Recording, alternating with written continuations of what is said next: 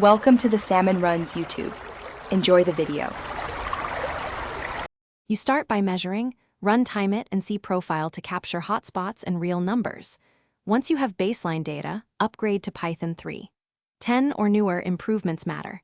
Make a lightweight virtualenv and install just the packages you need because unnecessary libraries add overhead. Then, try PyPy if your workload is long-lived.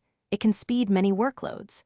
Make sure to save the profiler output so you can compare after each change.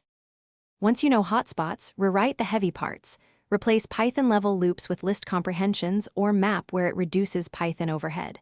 For numeric tasks, vectorize with NumPy, operations run in C and are orders of magnitude faster.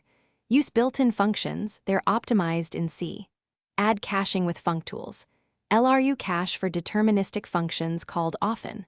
Also, consider moving critical parts to Python or a compiled extension if gains justify the effort. Test performance after each change to confirm improvement.